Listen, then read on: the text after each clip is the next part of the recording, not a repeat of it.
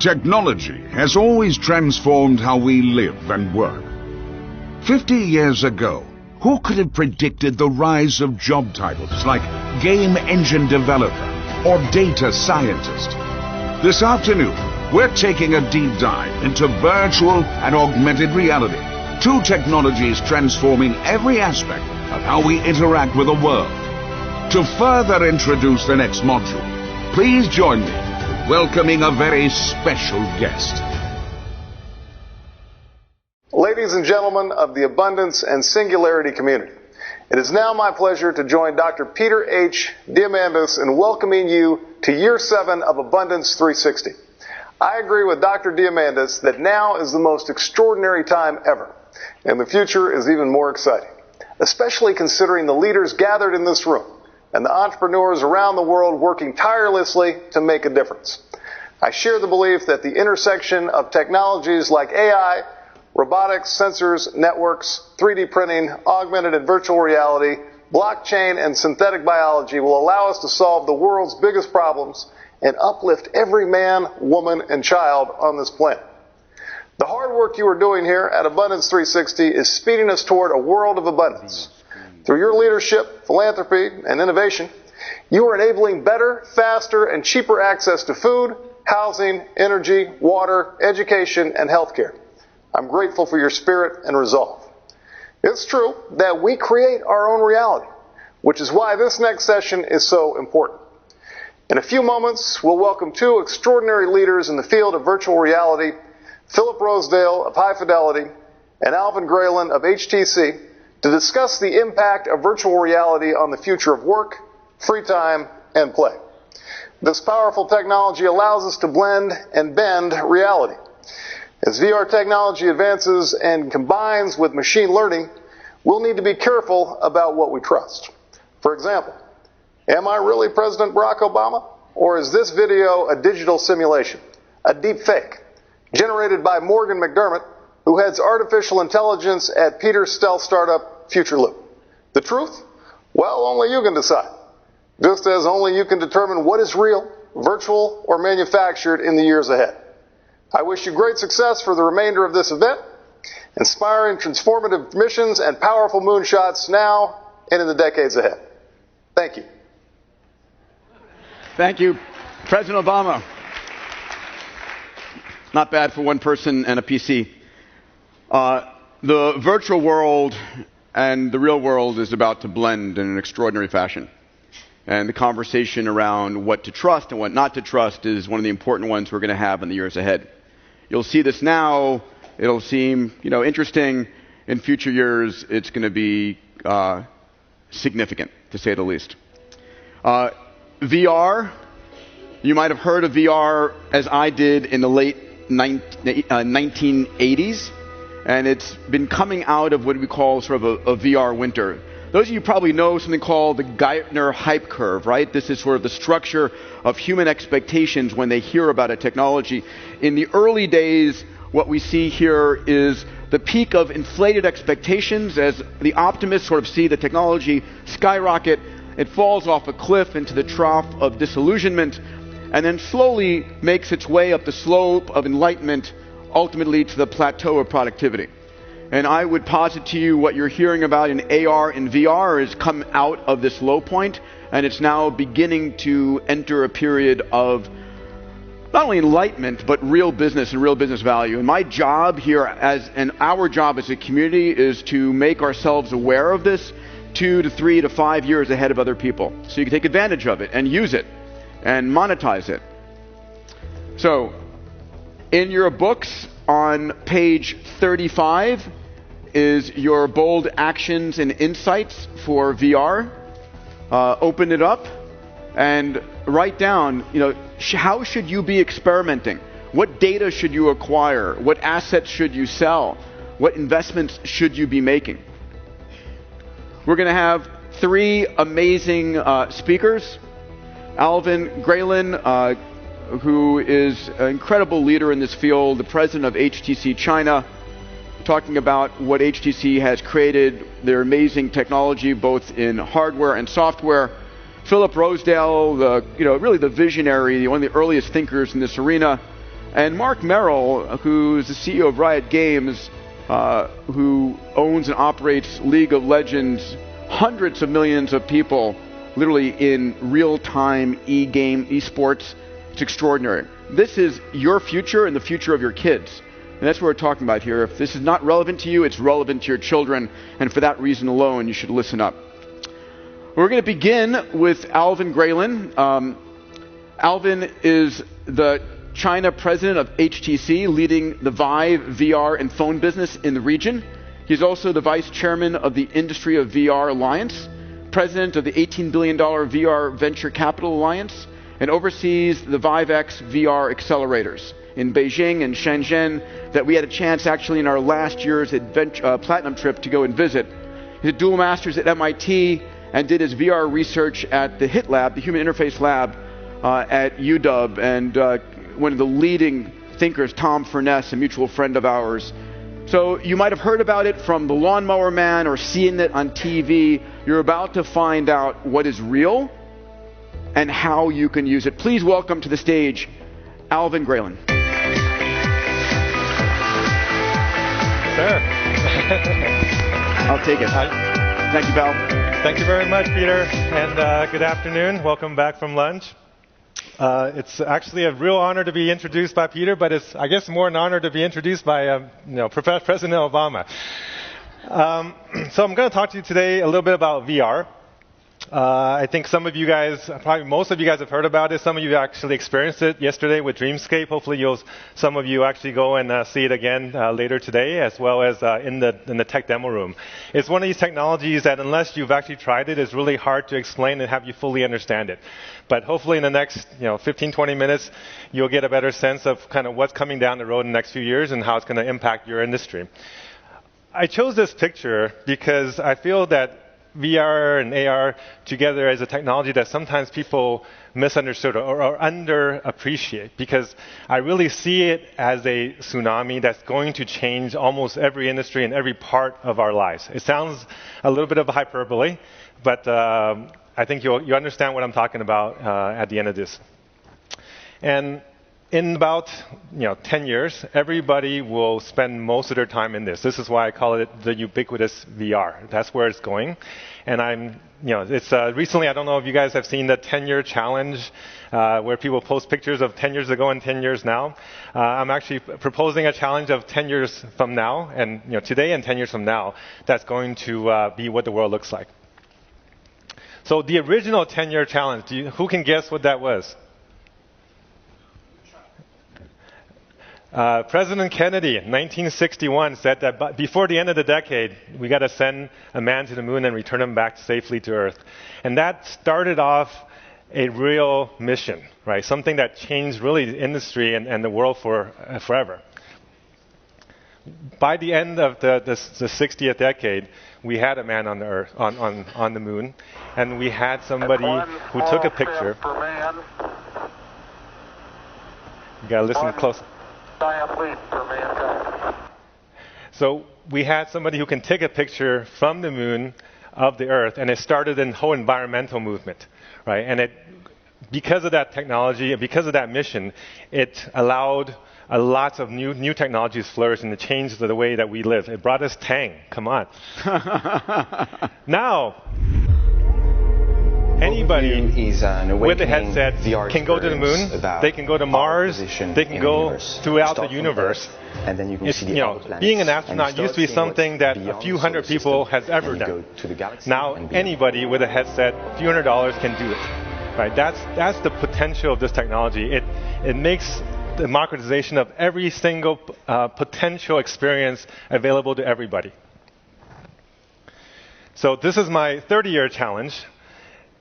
In 1980, my parents brought me and my brother to the U.S. So this is the actual picture of me in 1980. And so my dad was an artist and my mom was a ballerina. And they brought us to the U.S. and said, we want to give you a new opportunity. And you need to make the best possible advantage of that opportunity. And you need to make your biggest impact on this earth. Right? So that was my MTP, and when I was 8. So I started a little early. But I've actually kept it. That was what drove me for my entire career. I was very fortunate in 1990 to meet this gentleman, Tom Furness. He's seen as the godfather of VR. He's been doing VR for 55 years, did the first VR devices for the U.S. Air Force back in the early 60s. And then I was very fortunate to meet this lady, Cher Wang, who's the chairman for HTC. And she recruited me to HTC saying, hey, we need to change the earth, change the world with VR. This is a technology that has, real impact. And I said, hey, you know what? I believe you. I agree with you. I studied this 26 years ago, and I studied how VR can take education to a new level and, get people to learn faster, to become more intelligent, and be able to achieve more. So when I heard what she wanted to do, it really attracted me to this company. So I've been fortunate that over the last 3 decades, I've gone through multiple waves of technology, right? The PC wave, I actually, bought the first XT, and I did my first programming on an Atari, on a Commodore, and an Amiga back in the early 80s. And then, in the 90s, I came to China. I moved back to China and helped Intel start up their Intel offices there and brought consumer PCs to the consumers in China. In the 2000s, I came back again to China and brought mobile search to the Chinese market. We were actually the official search engine for all 3 Chinese mobile telecom carriers. And then now again, another wave is coming with 2010 with VR, and I'm fortunate again to be able to contribute to this new revolution.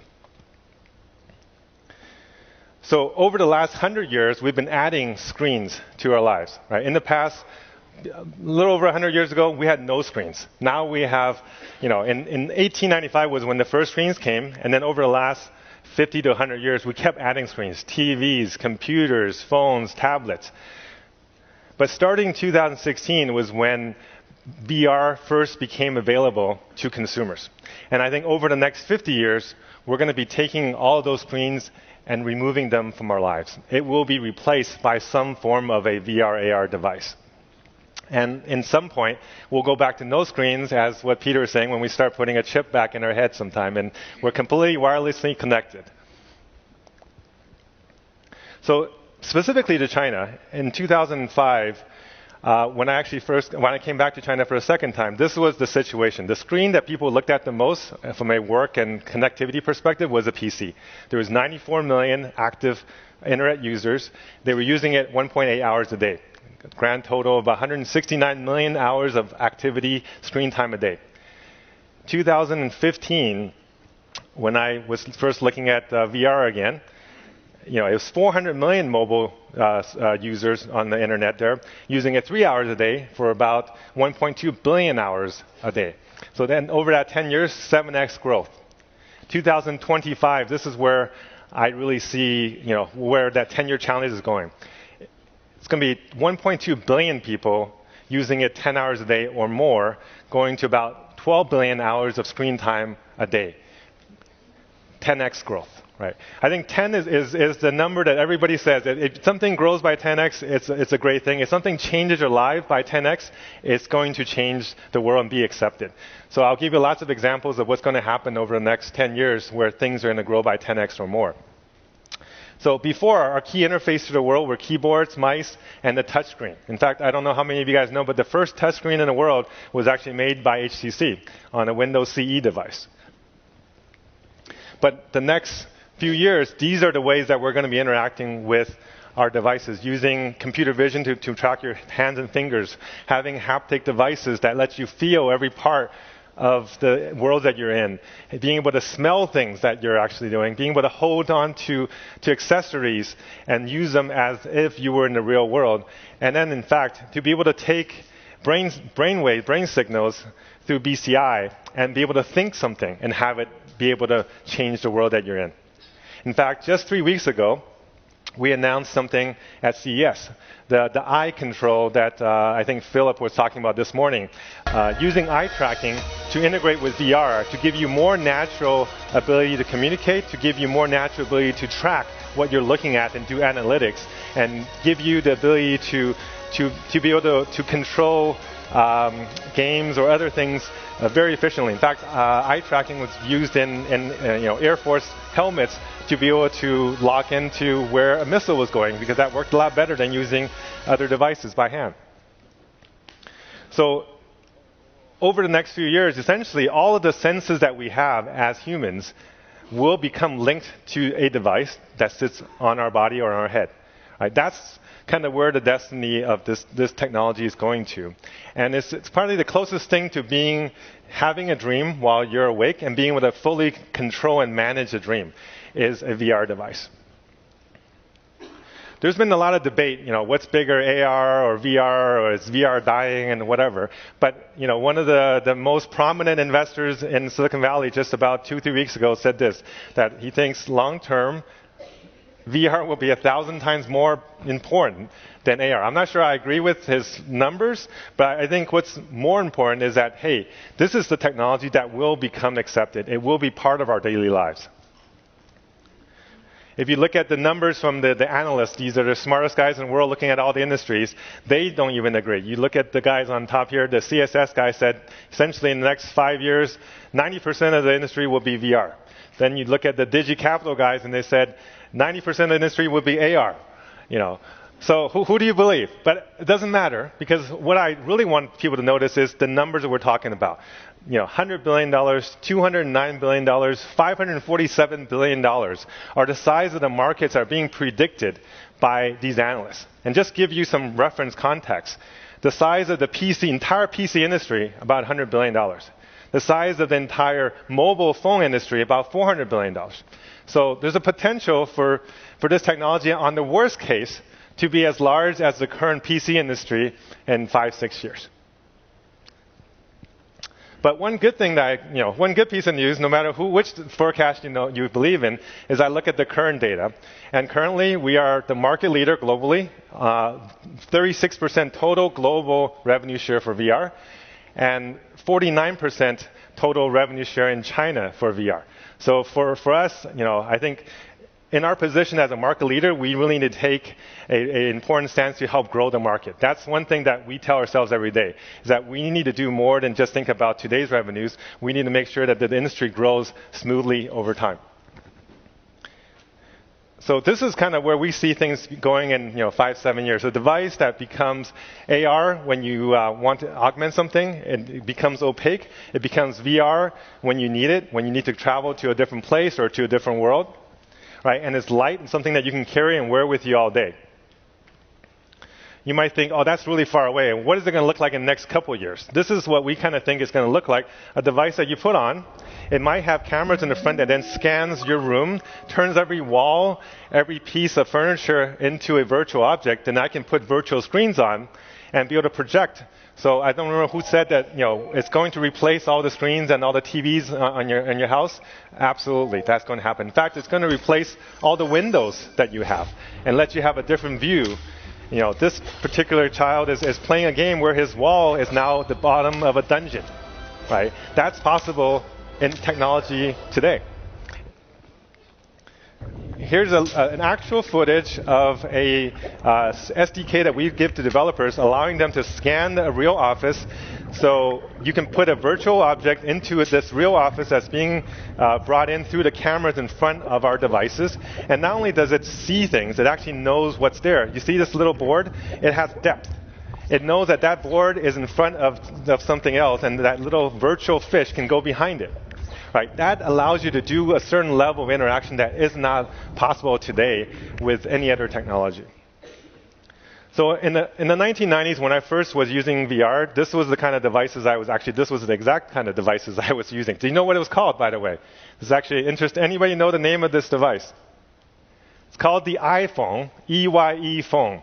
Yeah, so VPL, who made the first VR kind of commercial device, even though they were together, that system was a couple $100,000, but it was called the iPhone. So they were definitely seeing the future. This is what these kind of devices look like today. Standalone devices, does not need to connect to a workstation or a computer, completely wireless. You can move around an entire room. There's not all this thing tethered to you, and the whole thing costs you $600. right? You could play games with it, you could play sports, and you could travel to a different world. And you can also do work with it. I think that's something that a lot of people don't realize. They always think that VR is just about gaming. In fact, I think Peter mentioned Bell Helicopters. Just a few months ago, we've been working with them on this project. In 6 months, they built a helicopter from concept to reality. Right? This industry normally builds planes in 5 to 7 years. They did it in 6 months. Right? This is an actual quote from their team. That's amazing. To have a 10x productivity increase on a product this complex. It's just not possible without this kind of technology. They did all their prototyping, all their testing, all their user research, all their usability in VR, and then they just built it, and it worked. Another work area is the office. I've been actually, at lunchtime, I was sitting next to a gentleman that was in the real estate business, and we were talking about how it's going to change the real estate. It's going to make location irrelevant. Right now, the key the mantra of real estate is location, location, location. But when you can put on a headset and be productive or be happy anywhere, why do you need to be in a specific place that is more expensive, more crowded, harder to commute to? It's going to bring down rental costs for offices. It's going to bring down real estate costs for homes. In fact, if you want to work and you want to type, we've worked with Logitech to be able to take your keyboard and be able to see it with your headset on and see every key's movement and see your hands in front of it.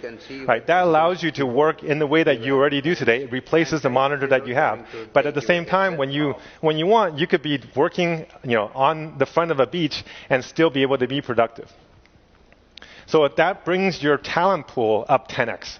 Right? If before you were hiring in a metropolitan area, now you can hire from anywhere in the world the best talent, probably for a lot less money, and they can be happier, and you can be more productive. We probably all spent many hours getting here, whether by plane or train or automobile, right, and costing a lot of money. What if we could do these kind of meetings in VR? In fact, that was the plan from Peter and I and Philip earlier this year was, can we do this entire thing in VR?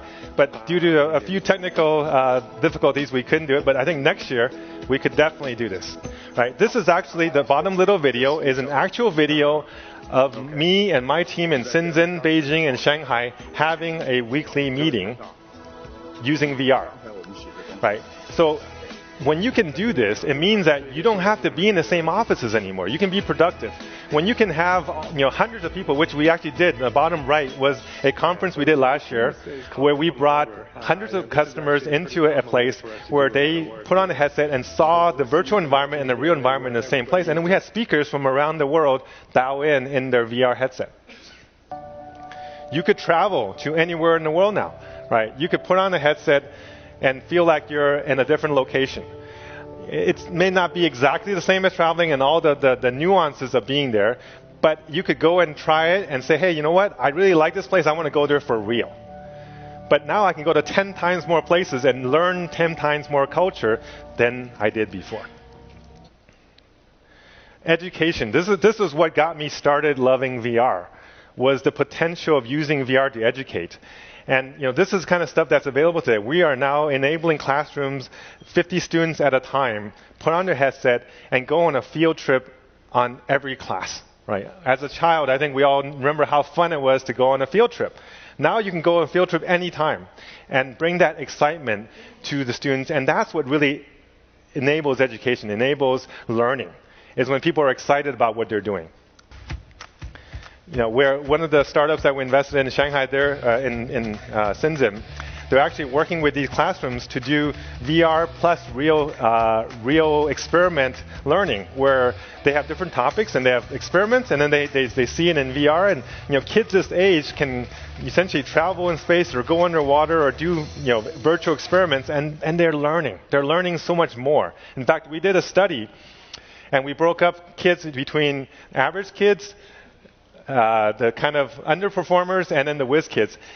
And the whiz kids in the normal class underperformed the underachievers in the VR class. What does this tell us? Is that every single child has the potential to be a whiz kid, to be a super learner. They just haven't been taught the right way. And we've been teaching them using a method where it's all about putting it on the board or seeing a piece of paper when they wanted to learn by touching it, when they wanted to learn by experiencing.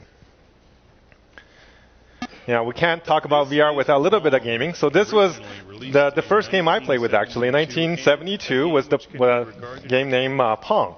And I think one of you guys, if you guys have a chance, go to the tech demo, and you'll be able to see this new game by the same gentleman. Nolan Bushnell started a company, and they're making Pong into something called Ping, which Peter referred to, where you're using your full body to be able to interact with these different with these virtual balls and have multiplayers like this. And in terms of how much does VR versus mobile versus PC, how much excitement does that gaming add to you or change in your life?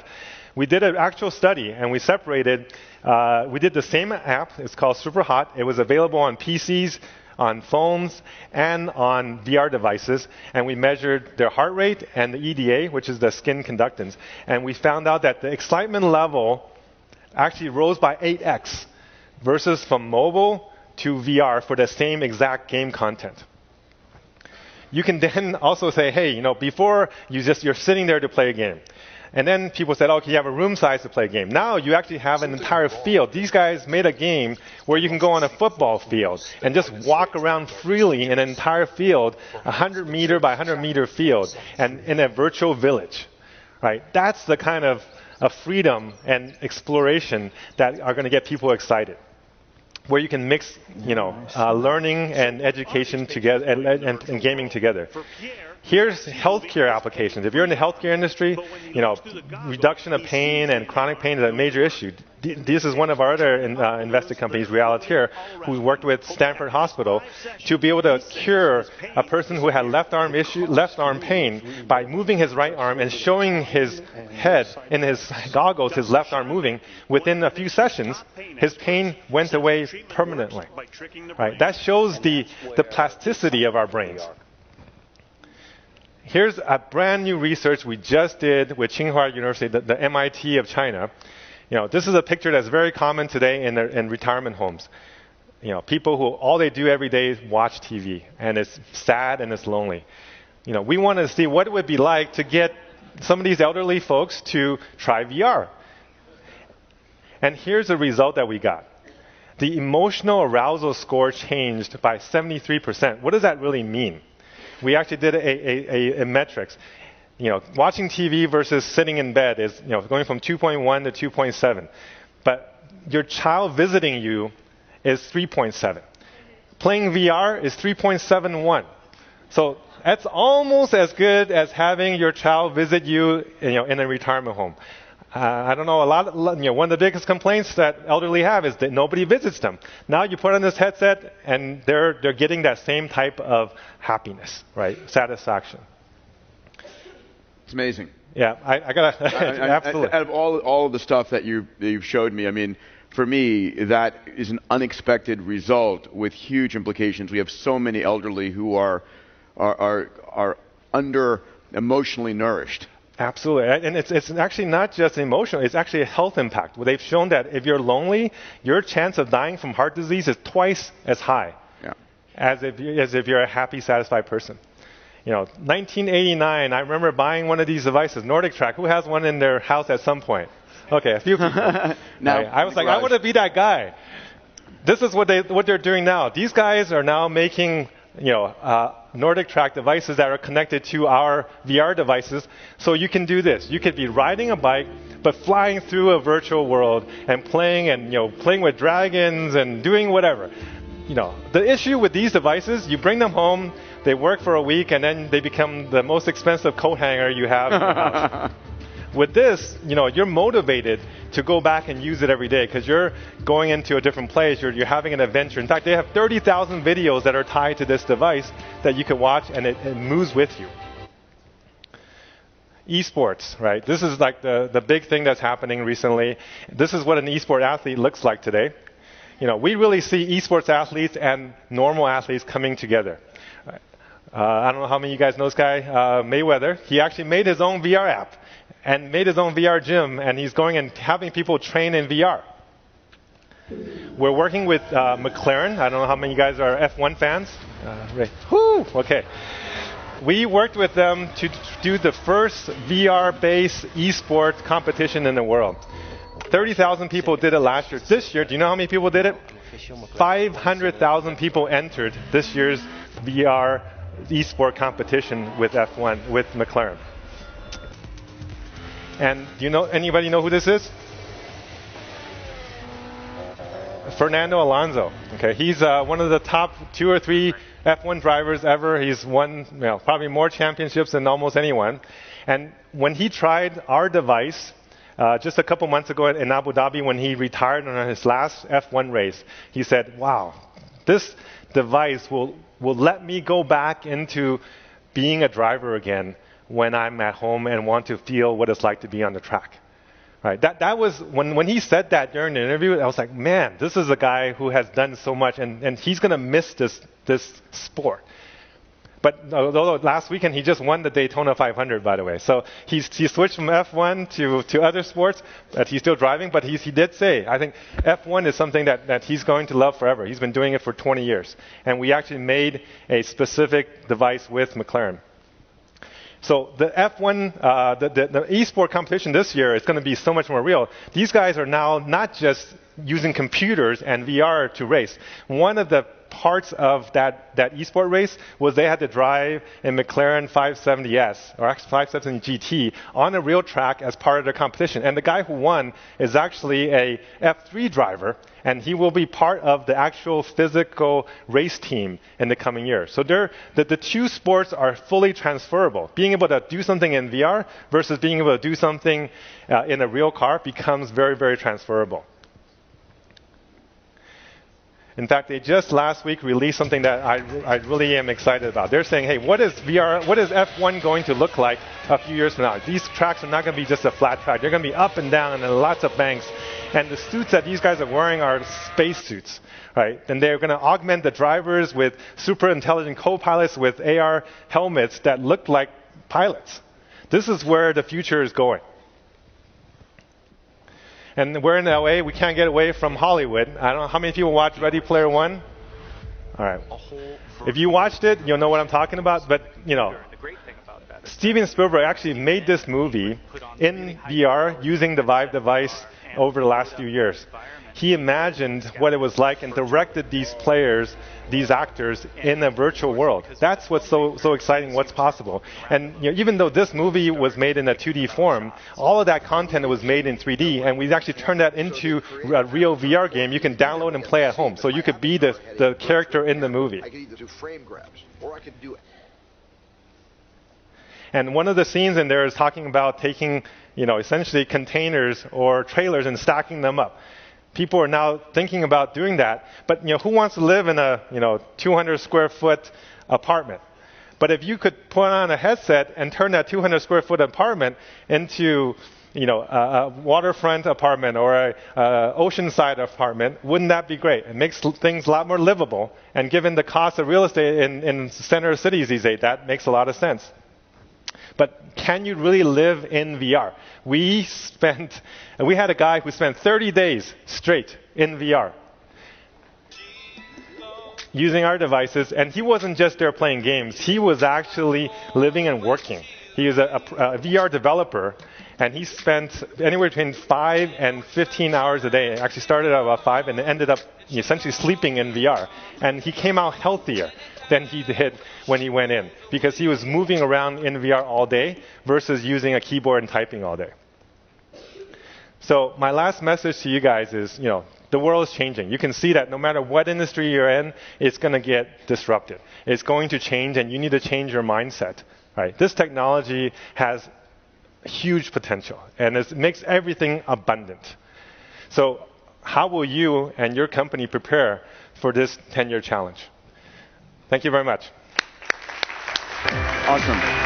Thank you.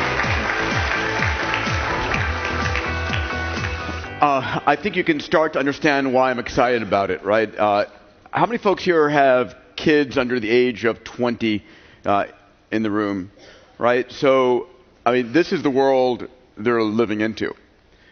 This is a world where entertainment is not just a flat screen on the wall, where how they learn, how they interact with each other, and there's a whole debate we have, right, about is it healthy for them to go and spend so much time on their tablet or in playing games and so forth. And maybe it is, maybe it isn't. But if our future is basically living in the virtual world, maybe what they're doing is they're training for the future world they're going to be living in. I don't know. But it's not, for me, clear it's one way or another, right? It's important to be a good human, have eye-to-eye contact, be able to stay in a conversation, not be bored. But there may be fundamental elements that they're learning. All right, our next speaker, again, a dear friend, one of the great pioneers in this area, and I feel so amazingly proud to have these three CEOs lined up. It's Philip Rosedale. I introduced him earlier, the creator of Second Life, the CEO of High Fidelity. Please welcome him back onto the stage. Philip. Thank you, brother. Let's do it. Thank you. It's been so great to work. You just saw Alvin's presentation there. So many of the same things that I was going to say. This is great. I'll be able to dive in a little bit more. But the partnership that we've had working with HTC, enjoying their devices. I got the opportunity to see the Vive, like when it very first was in its prototype phase in Taiwan, and it was just an amazing moment for me because having worked on this for so many years, I was like, finally, a headset that really works. Amazing. So a lot happening. I'm going to focus, I'm going to focus a little more narrowly on the types of applications and the nature of the experience we can expect to achieve with the types of devices and capabilities that Alvin really just talked so eloquently about. I'm going to really focus on getting a lot of people into VR and specifically on what people are going to do together in VR now, and then as time goes by. And I have a little bit of I have a unique perspective on this because I got the opportunity to start something called Second Life, which was in so many ways one of the first explorations into virtual worlds, into putting people together in a space and watching what they do. Rather than being a world for gaming, since the time I started it, was obsessed not with it not being a game, but instead being both a deeply creative and social experience and also an economic one. I wanted people to kind of make money from the beginning, and I wanted the economy of it to drive all the content development. So it gave me a different look at things. And still today, you may not know, but Second Life actually today is the same size that it was at its largest. There have been more than $5 billion in transactions between people buying and selling things from each other. And the creative people that are creating things in Second Life make about $65 million a year, even today, which is about the same as it was at its max. Million people, and it's the size of Los Angeles. So I've got this unique perspective on looking at a lot at specifically what people creating businesses, people socializing, people dating, what they do in virtual worlds. And so for the last 5 years, I've been working, anticipating these headsets coming out. We started a new company, High Fidelity, and you can see it here in the demos. And we've been working on basically bringing that experience to the head-mounted display, bringing it into the completely immersive regime. And so I want to tell you about that. The first thing to tell you about VR that's so interesting, I think, and really Alvin set this up very, very well, is that although gaming in VR headsets is delightful, it's not actually the thing to look at. It's not, I think, very important as one of the first big applications of VR. It's a piece of it, but it's not the thing that's going to really rock our worlds. And if you look back at the last couple of years of VR, what you notice is that it's been tough. It's, as Peter was saying, it's in a bit of a desert right now. And one of the reasons is not just the natural process of getting the hardware working. It's also the fact that we are social creatures. And when you put one of these headsets on, if you're going somewhere where there aren't other people, it feels terribly alone and isolating, and you want to take that headset off pretty quickly. And that's one of the big problems that drives this, but it also illustrates illustrates the most important thing. And Alvin really touched on this, so I'll go through it quickly. But it's that all of the really disruptive technology-driven changes are related not to gaming or an application or a specific idea. They're inevitably related to changes in communication. So when we brought out the browser, we started being able to use the internet to communicate as a human species with each other in new ways. Ditto for the smartphone, and now we're going to see the same thing happen with VR. And if VR is a technology disruptor at the level of communication, it means that we're looking at, just like Alvin said, we're looking at less than 10 years to adoption levels of billions. And as I said before, I'm going to talk now about some of the things that I think really are going to happen, that you really are going to be blown away by, and they're not about gaming. Gaming is actually a big market, but it's not that big compared to the things that VR is actually going to impact. Entertainment and e-commerce and travel and education being my particular favorite, are, as you can see here, markets that are enormously larger than gaming. If VR has any impact on those markets, we will only remember the most exciting early days of VR as being there instead. And so here's a great clip that I had to show you guys. This is Peter and I hugging from Los Angeles to San Francisco. That's me on the left of San Francisco. Peter over and over. In LA, over and over and over again. If you didn't see it enough. But I did have a bunch of people come up to me and say, did you guys practice that? No, not at all. We totally didn't, but it did. It was a good little loop there, so it came out worked. But the point here is this is not video conferencing. You haven't tried this yet. You haven't experienced it. You are experiencing it out there in the hub, but as Peter can tell you, as I can tell you, this is not video conferencing. People are like, we can communicate at a distance. We use video. This is not that. When I was in this experience with you, it was about an hour long. First of all, it was filled with surprise and delight. But the most shocking experience wasn't while I was in there. It was coming out of high fidelity into the real world was shocking. I think there's a video of you even doing that. It was disruptive. In fact, I'm going to show you another video where you even see somebody else do that. But yeah, it's so immersive and real. When there are people there, I got so used to being there. Yeah, you're so connected with those people that then you pull the headset off and you're just kind of like, you were right there a minute ago. Like the reality of it is so palpable. So VR is really fundamentally, in its first stages especially, going to be about connecting people. So why? How are we going to connect them? One of the ones that I think is the biggest deal, and you can get a bit of some of you may have already seen a bit of a demo of this out there at our station, at the High Fidelity place. Education. Imagine, just as Alvin said, imagine if every student in a few years has a $500 headset that they get as easily as they could get a couple of books in college, and they can put this headset on and go to another place. I want to show you a clip of this. I think we'll be able to play this. It's going to show you what this feels like. But this is an Egyptologist. We have 3 Egyptologists now taking classes of 10 to 12 people at a time on a tour of Queen Nefertari's tomb, which is in Cairo. How many people here have been in a tomb in Cairo, right? Like, this is a well-heeled audience, so I probably screwed that up because it's a good number of people. You're adventurers. Most people not going to Cairo, not going into a tomb, right?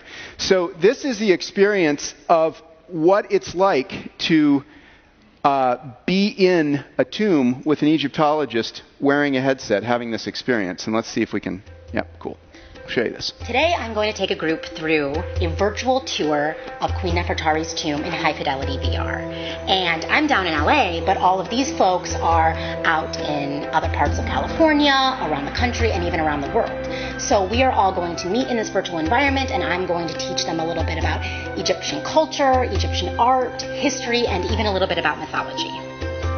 As we pass through this corridor, we're kind of entering as a gateway into the world of the dead. VR offers a new way of learning. Most people can't travel to some of these locations or go to some of these sites, but with VR, it can feel like they're actually there and they get an experience that feels really authentic. So as an educator, this offers me more tools to help them better understand the past. I want to look at the ceiling. Stars. The sky is very reminiscent of the sun god Ra's journey. I've had a lot of people come through the tour so far, and their ages have really varied. The younger kids were definitely the most responsive. They were very eager. Nefertari is the queen that was here, right? Yep, and she was the wife of Ramses the Great. She was his queen. Cool. They were very engaged. I mean, they were raising their hands super high, trying to answer every question or tell me something that they have learned about. Who knows anything about mummies? I did. I always try to encourage them to go beyond just this experience that we've had. And hopefully an experience like this will plant a seed of curiosity. So when they go out beyond the experience, they'll be inspired to do some research of their own or try to answer their own questions. And as an educator, that's what we always really hope people will take away with them. I want to thank you all so much for coming on this tour today. Thank you so much. That was really cool. Thank you. Whew. That was fun. That's great. So, isn't that cool? I just thank you. Thank you for doing that. So, and the thing to understand about that, okay, is that all of that is our software. It works today. It's out there in beta. It's downloadable. You can all download it. You can go home right now and try it. The only thing that's needed to really bring that thing to the next level is that, and this is what Alvin covered, the headsets that people were using are the Oculus Rift or HTC Vive headsets that are connected to a PC. And so naturally, the number of people available that can access that right now is small. It's a these are, I mean, there's millions of people, but still not yet billions. But with a $500, ish style of headset that, as Alvin said, is coming very soon, you're going to be able to go into that experience without needing anything else to be working. Music events is another thing that we've really focused on. We've had 200 people for 4 hours hanging out at a musical event that was just incredible, where there were artists and people running around and you were getting to meet new people. Amazing experience. Shopping hasn't even started yet in VR, but it has to be the case that some of the e-commerce we do today we're going to do in a headset in a social environment where we can bring our friends with us while we shop. And then travel, which we've touched on, in a lot of different ways. The opportunity to do something like that tomb and replace even a fraction of business travel is a multi-trillion-dollar thing. And of course, the beneficial impact on the environment to carbon offset is, one really huge piece of that. So again, to kind of, reiterate here, the first generation head-mounted displays are not indicative of what is going to happen, except that they're able to give you a taste of the experience. And that's what you can try out there at our spot. The Vive and the Rift are amazing devices, but they're tethered to a PC. Another important factor about what's happening is you can't read text clearly on them yet. And that's really important. You can't do everything. You can't read your email. But these second generation devices that are either out now or are coming out and being iterated on in new versions in the next couple of quarters, the Vive Focus that Alvin showed, devices like the Lenovo Mirage, there's competition to create things like this, and the Oculus Quest. These devices all share one thing in common. They have you can move your hands around inside them. They have the same capabilities of the devices that we're using connected to a PC today, but they're completely wireless. They're completely mobile. As mobile devices, they're going to have the reach, allowing them to be distributed as broadly and at the same cost as a smartphone. And again, if the smartphone had anything to show us about, a disruptive evolution in communication, think what happens next with these devices. Another important point to be made about these devices is that they don't, I believe, they don't even really need to be connected to video games or to virtual worlds or to the tomb I just showed you to be of initial value to us. We're going to buy these devices because as their resolution improves, and the new ones coming out have much better resolution than the ones you'll try out there, as the resolution improves, we're going to replace our screens altogether with them. The cell phone, the smartphone, has reached the largest, most detailed screen it can reach and can't go any farther. And so one of the things that I'd really beg you to consider is that it's not even the experiences that are so amazing that we're showing you that can do that. It's the very fact that we're going to switch over and not use this little handheld screen anymore. We're going to use an immersive screen to do messaging, to do email, to do work of all kinds. And of course, AR is coming on the heels of that. It's harder to do AR. The technology is less far along. We need to solve this problem of knowing where we are in the room, which I touched on this morning. But these same devices are going to get bigger fields of view. They're going to be able to be seen through so that you can interact with other people while you're using them. And all of this is just going to kind of continue off to the races. And in the end, and this is where Second Life really gave me the capability to see the future here a little bit. I think that we're going to see something come together where all of these tomb experiences and all of these educational experiences and early work group experiences that pioneers like you guys will start doing, they're all going to end up in a single sort of a shared space, a metaverse as we call it, of one kind or another. I think in 10 years it's going to be $1 trillion economy with the same comparable number of servers to what we have on the web today, so 100 million or so servers, 50 million. There's going to be hundreds of millions of people online at once, and as I showed you, learning and work and play and not needing to travel are actually going to be the lead applications that are going to pull us into all this ahead of everything else. A last little clip I have for you, just maybe to brag about my own technology. We've focused on two things. One is the face-to-face interaction. For Peter and I to hug like that, we had to have a certain very low latency in the transmission of the information to both of us. We had to be, if I nod and if I talk and Peter nods, if we introduce delay in that, you all know the feeling on a bad video call. We don't like each other anymore. The second thing that we focused on, which again I think is very important to the future here, is scale. And this is an example of, so we have focused on how many hundreds of people, eventually thousands, can we get in one space at one concert or one town hall at one time.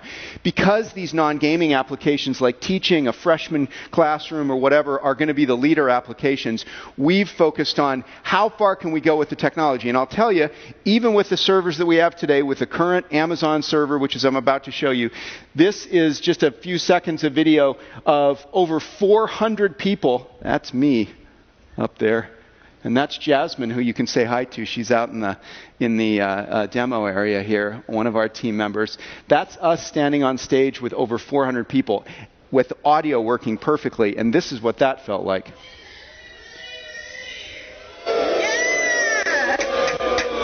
I love you.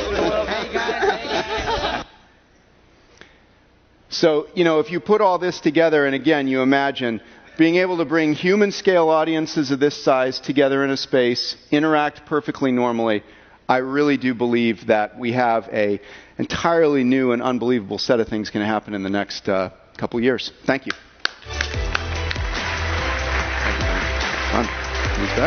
So, Pal, I know we talked about actually working on setting a world record of a VR experience on here, and I hope we'll shoot for it next year. Yeah.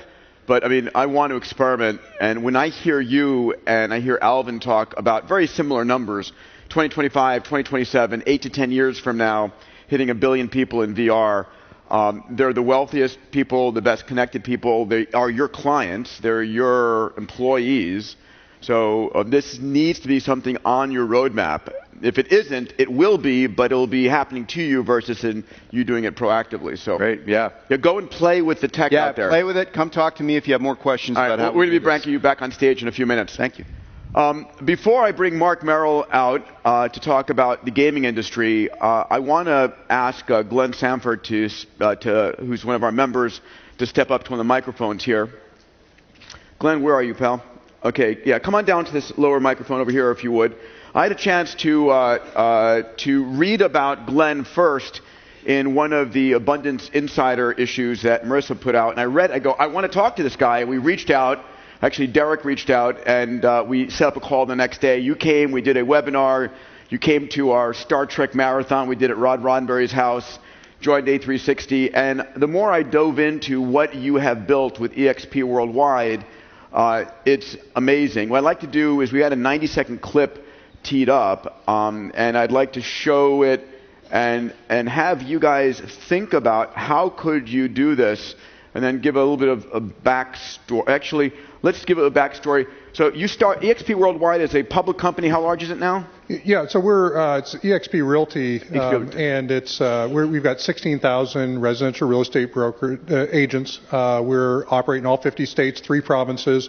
We have no physical offices, and the thing that we were trying to solve back in 2009 was how do we build a brokerage profitably in a sucky housing market. And coming from a tech background and having seen Second Life and been on Second Life, we looked at all the virtual worlds that were available for business at the time And we went all in 2009 with 20 folks, and now we're over 16,000 agents and brokers. Still no physical offices other than what's required by local regulation, and everybody works remote home office. Had people move that are on staff. We have 350 staff. Everybody works remote.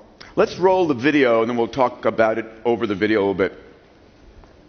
So I'll go ahead and log in here. So say hi here to a couple people. Hey, Gabe. Hey, Cynthia. I'm sort of over Glenn's shoulder right now, but where are you guys physically located? Hey, Peter. This is Cynthia, and I am in Seattle, Washington, also in my home office. Awesome. I like your sunglasses, Cynthia. Thank you. Awesome. So, there nice you go. Backflip. little core value of fun right there.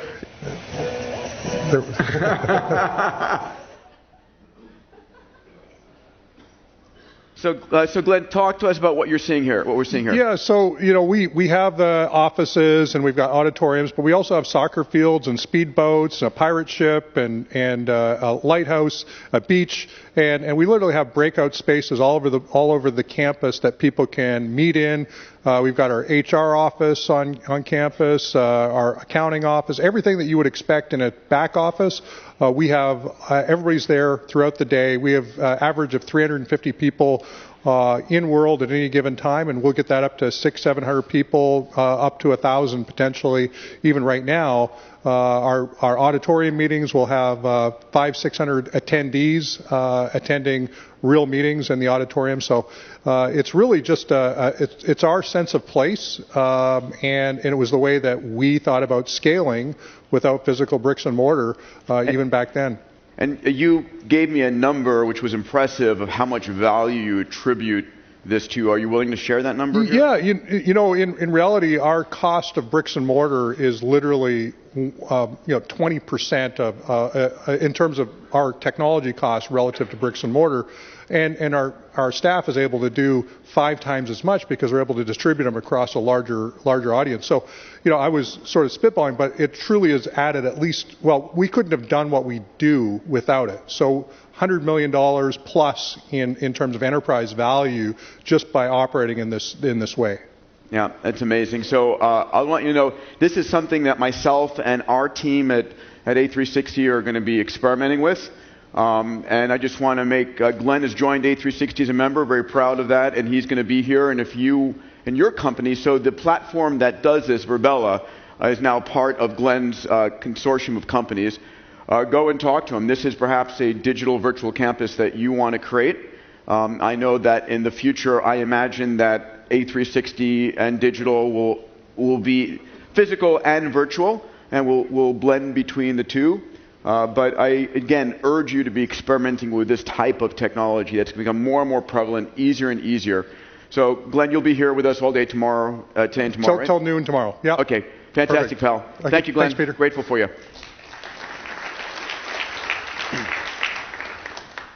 If you're a gamer, or your kids are, Mark Merrill is a superstar.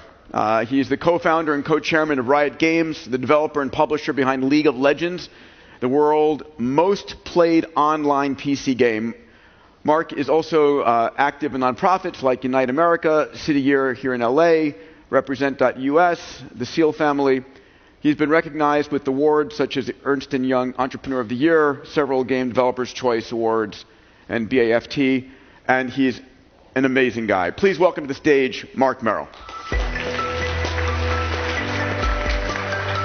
Thanks, everybody. Thank you. Guys, listen up. You're about to see a universe, if you're not familiar with, that is extraordinary. Thanks, Peter. How you guys all doing? So out of a show of hands, actually, just out of curiosity, how many of you actually heard of League of Legends before? Okay. Actually, more than I expected. Very cool. And how many of you heard about esports before? Show of hands.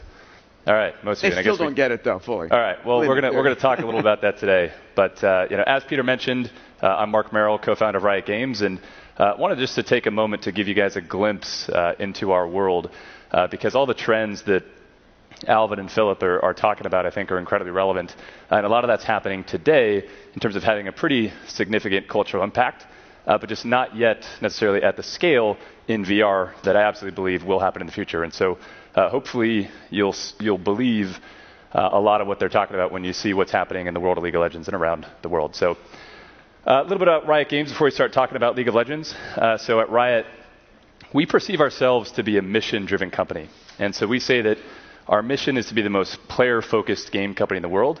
And that means that we will do any business model, any technology, and really try to do anything possible to serve our audience incredibly well. And a lot of our innovation, I think, is derived from this mission where we're able to help attract a lot of the best talent in the world, which is critical to building incredible experiences that are going to really delight tens of millions of players, because we actually fundamentally believe at Riot that gaming will one day be perceived as a meaningful life pursuit, and we don't think we're actually there yet, but as many of you probably would say. And speaking of which, how many of you think that the concept of esports or players playing games at a professional level, and then tens of millions of people watching them play, is sort of an absurd concept that's hard to relate to, right? Is that? Yeah. Well, that's totally okay. You're not alone, as you'll see in a moment. But just hold on to that thought, right? Because I think that feeling that you have, or the inability to relate to what's going on here, is important to recognize, because maybe we're applying some of these similar lenses to other types of disruptive technology that potentially give us blind spots and have us miss opportunities that could be really compelling or could help us improve our companies. And so just to get a little bit into League of Legends, we launched the game in 2009. We have over 100 million monthly active players now, which is about 3 billion hours of monthly playtime. From an esports standpoint, our World Championships, which this past November were held in Incheon in South Korea, had 99.6 million people watch it live, which is approaching Super Bowl numbers now, which are, by comparison, last I checked, was about 106 million. And the way that the game works, essentially, is there's two teams of 5 players each that are trying to essentially have a relatively simple goal, and that's destroy the enemy base. And so despite the fact that the game sounds really simple and the rules are relatively simple to learn, it's actually incredibly difficult to master, and the skill curve is exponential in a similar way to any other type of sport. So, if I was to describe how professional soccer, the rules of professional soccer to you, it'd be like, well, there's 2 teams of 11, and there's 2 45-minute halves, and your goal is to not use your hands and kick a ball into the opposing side's net more than the other team, right? But the depth of any type of sport, such as soccer, baseball, basketball, football, actually comes from the incredible strategies, the incredible skill, and sort of this multiplayer dynamic that happens. And League of Legends, we think, absolutely has the same way. And any type of real esport that is commanding big audiences has absolutely that same type of dynamic.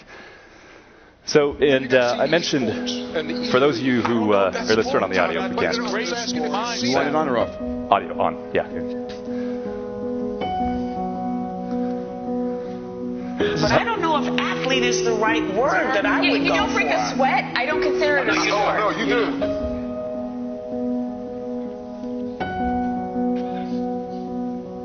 Watching people play video games isn't like watching people play football. It's like watching people play fantasy football. It is one more step removed from human activity. You understand? It's video games. It shouldn't be on a sports network. It's video games. But can it truly be a spectator sport? It already is. 71 million watched it last year. They reckon it's going to, by 2017, it'll be 145 million people watching it.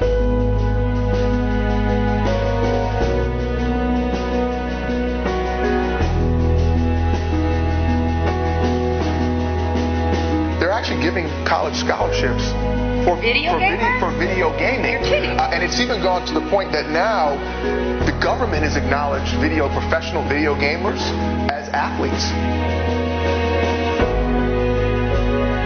Same way you watch a football match, you can hear the crowd, everyone's cheering the team on, you make friends, these are people you talk to, you play with online. It's all about community, it's being part of something that you're incredibly passionate about. Running for Baron though right now, trying to establish vision control and force NKD to take that ambition. Ambition steals the Elder Dragon. He enters away. They're also alive. This is a 4 Drake Elder Dragon. He lives.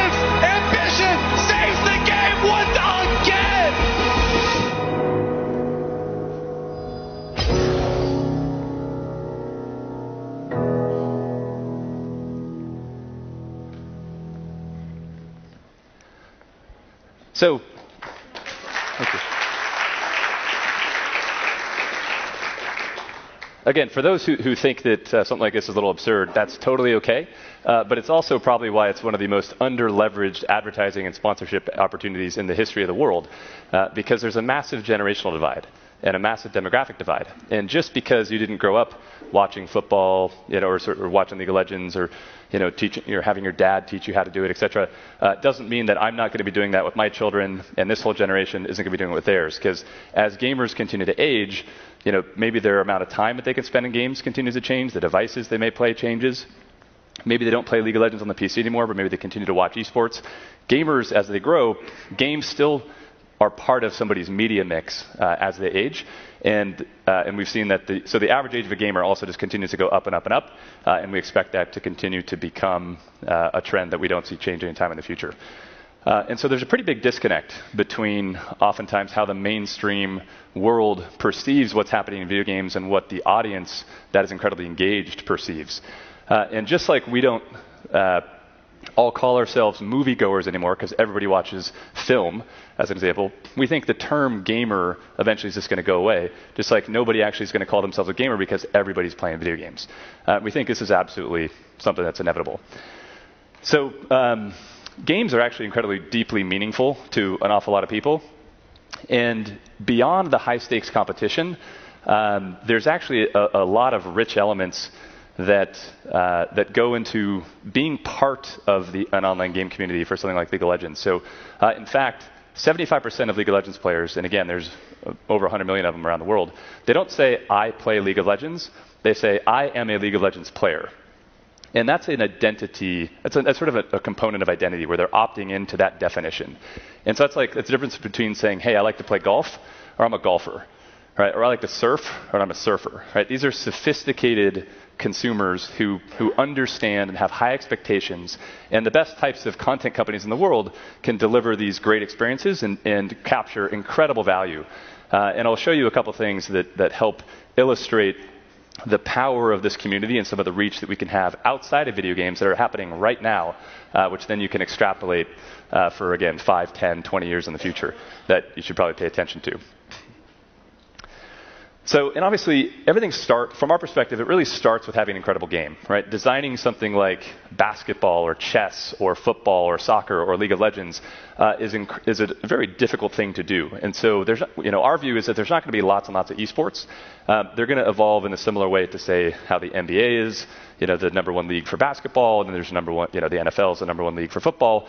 There's going to be a few games that are incredibly deep, incredibly compelling, and it'll probably be available on a lot of different platforms, but they'll command huge audiences and massive loyalty, just like major sports do today. So while it starts with the sports and the skill, and actually for anybody that has some concerns or question about the types of skill or complexity that can be in one of these games, I'll show you just a quick clip to illustrate some of the meta team concepts that are far beyond even the incredible individual skill that would go into a game like League of Legends. We've covered a number of core concepts: fighting with a numbers advantage, establishing fight lines, proper teleport usage, target selection, threat levels, zone control, and of course, we've also covered how some fights can be decided on execution. So it's a super quick clip, but if any of you are curious, go to YouTube and look at Team Fight Breakdown, which are a series of League of Legends videos, which demonstrate different concepts and the incredible complexity. And that incredibly steep learning curve is one of the elements which keeps people engaged over and over and over. Just like, say, any of you that play poker or basketball, right? You can work on your free throws forever, and you're always going to be improving, getting better. And that's one of the things which makes games like League of Legends so compelling. And so while it starts with really the skill in the game and whatnot, the professional esports scene has evolved in such a way where we now have 13 leagues around the world. As an example, in North America, right, where there's 10 professional teams, the average salary for a starter is now, so there's 50 players in the North American League, is $350,000. That's average starting salary. In Korea, last year, the top player made $5.5 million. And these kids are oftentimes between 17 and 23. But we see this trend continuing to grow, and partially because they're becoming real celebrities. And so, they have over 1 million Twitter followers, and people are following on Instagram or things like that. And one of the beauties of esports is actually provides an opportunity for fans to connect directly with these athletes in an unparalleled way, because they actually get to watch them practice through things like streaming. So, but hosting big live events, and we tried to partner with ESPN or originally we actually just wanted to be a game developer and build games, but when we talked to other publishers and then subsequently we wanted to build esports and we talked to different sporting providers, they all were like, what do you mean host a live event or do broadcasts or video games? Nobody's going to want to watch that. And so we had to just, again, build all the own competency ourselves in order to go solve the problem, because we believed, part back to our mission, as gamers, if we build it and do it the right way, then it could create a lot of value. And so this is a venue. This is last year at Incheon in South Korea. This is actually the Bird's Nest in Beijing from the year prior, where I guess the 100-meter world record was broken. We've done Staples Center. We've done events all around the world. But again, there's 13 different leagues, and it continues to grow. So actually, we doubled our viewership between 2017 and 2018. But as I mentioned before, there's also really compelling things happening around the game. So as you can see here, when I talked about the 75% of players, view League of Legends as just part of their identity, well, there's all sorts of ways for them to get involved and participate or show their affiliation. Buying merchandise or creating different fan art or dressing up in cosplay or showing up at these events. There's an incredible rich universe with different characters. So if any of you are familiar with the Marvel universe, which there's lots of movies these days, so I think a lot more people are familiar with it than it was just locked into the form of comic books. But we have sort of the same type of incredibly rich IP that really revolves around these unique and interesting characters that each player in League of Legends chooses to play for a given game session. But if you ever want to get lost in sort of the world of League of Legends, you can also check it out at universe.leagueoflegends.com. And you can spend weeks reading about backstories and checking out our world and things like that. This also shows streamers. Oftentimes there are now full-time entertainers whose profession is to play League of Legends, not on a professional level because they're not necessarily the most skilled athlete, but maybe they have a journalism show where they're interviewing people, or maybe they're just incredibly engaging and funny, or they do humorous content. And so for those of you that know Twitch TV or the other streaming channels around the world, this has become a very compelling way for players to connect with their with esports athletes or with some of their favorite streamers. They make an awful lot of money doing that because they get a share of the ad revenue for the videos that they're running. I mentioned comics, things like this, but also this intellectual property creates millions of possibilities, which also can extend into music and other video and broader media, and we're starting to explore what that looks like.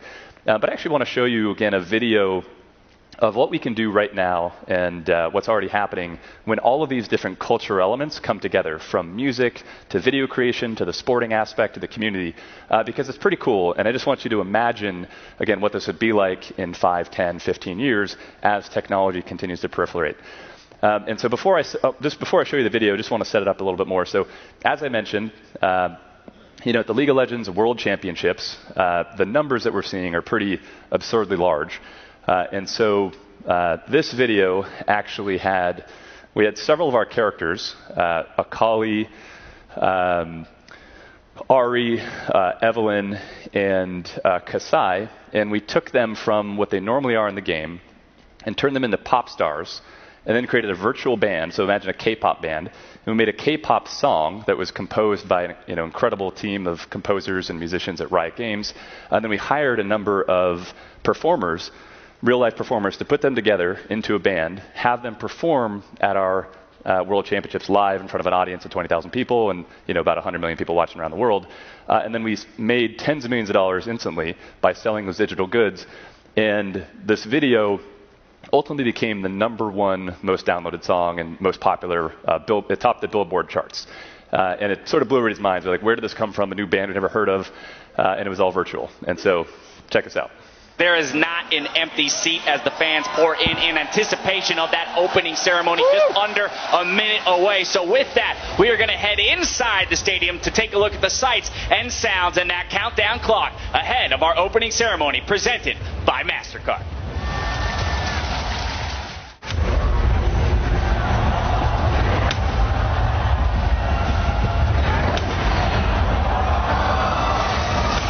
Now Popstar Kasai.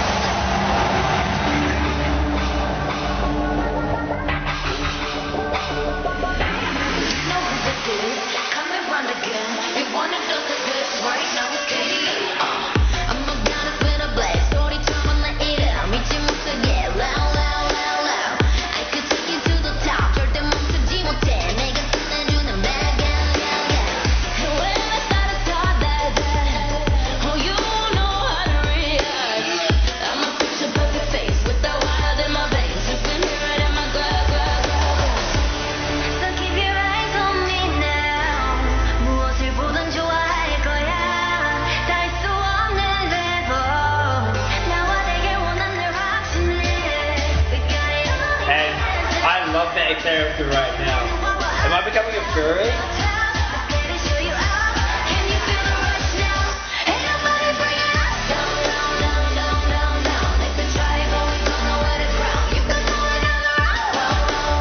So we're showing some fan reaction and people creating user content around this.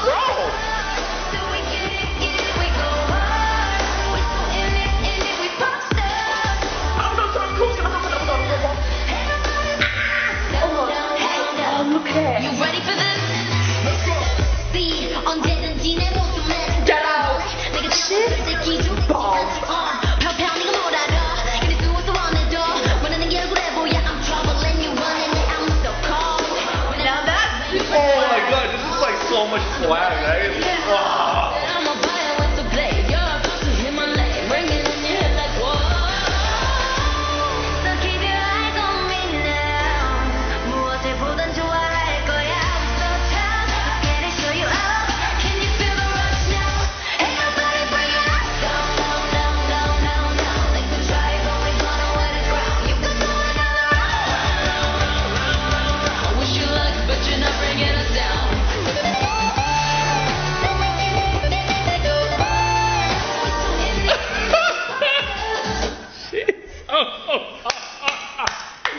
Yo, she is so hard, bro.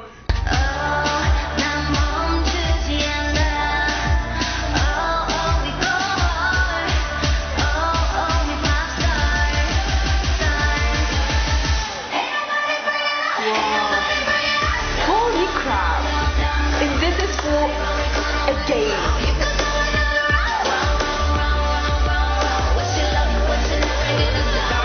That one stole my heart. Yeah, her. The one with the hat.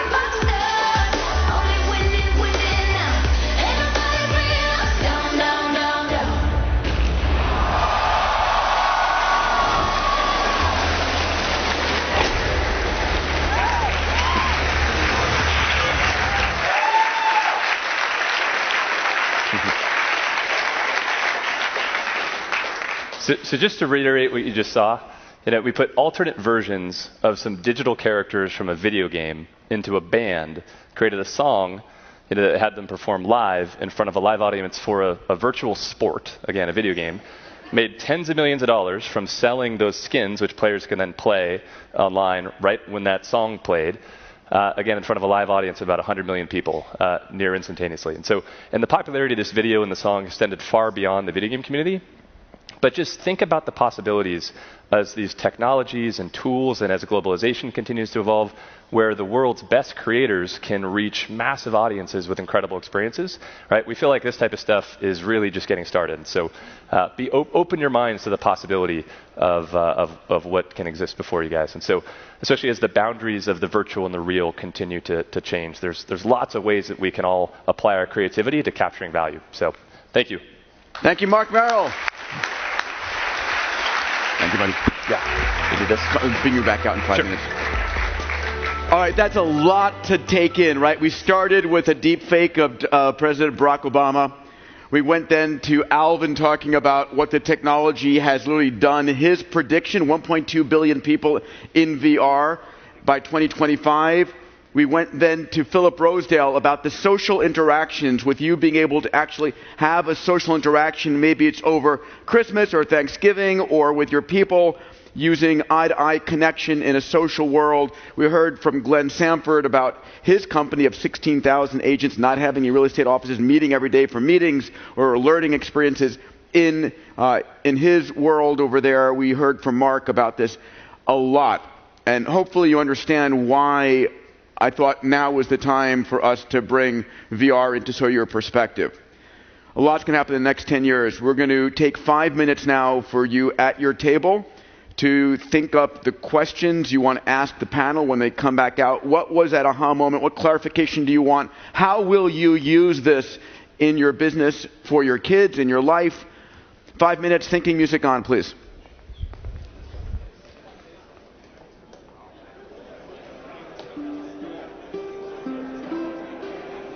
So guys, as with before, I'm going to ask you guys to go to the mic. I'm going to hit a couple of things that really were, that really hit me.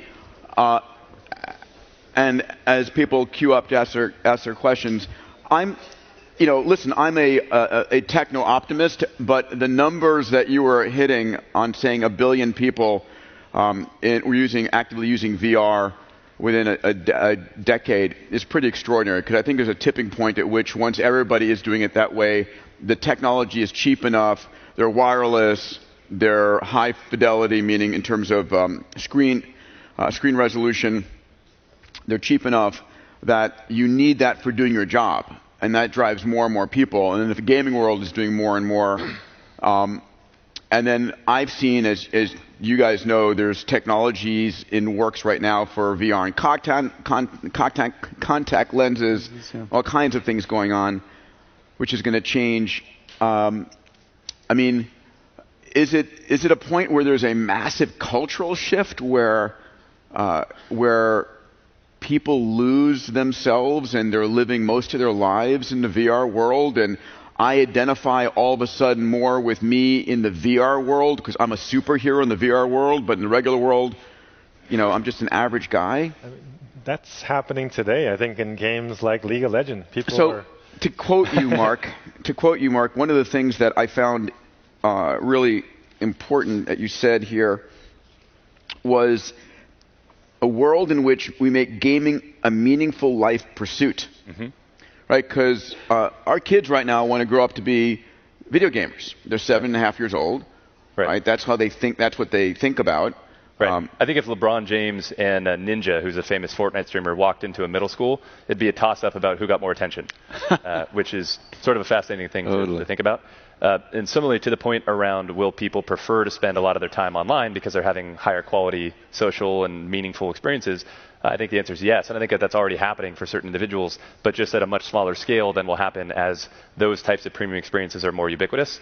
As an example, there's a game called EVE Online, which is a really amazing space simulator, essentially, where it's like an Empire game, and you can live in this amazing world. And long story short, the guy who runs the biggest guild or outfit or empire within EVE, he's a brilliant commander, strategist who's won incredible battles and really charismatic and commands thousands of people. And during the daytime, he fixes air conditioning units. Yeah. And again, not that there's anything wrong with that. But the talent that this individual has is actually extraordinary, but is applying those capabilities in this virtual world and loves doing it.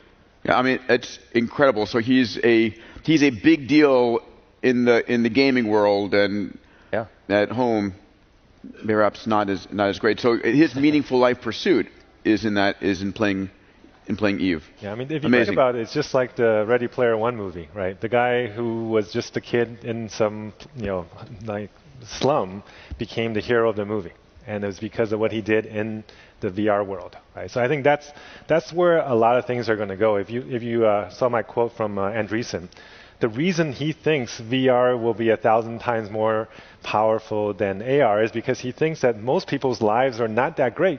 Yeah. And their real world is not going to be as good as their virtual world, and they're going to spend more time in their virtual world because that gives them more life satisfaction. It may not be a healthy thing, but that was his logic. Yeah. Let's go to Steve Pierce from FBR. Steve. A few years ago, you showed a picture of all the things that a cell phone disrupted. You had a whole pile of stuff. You need to redo it with a set of VR goggles showing apartment buildings because it is going to be huge compared to what the phone did.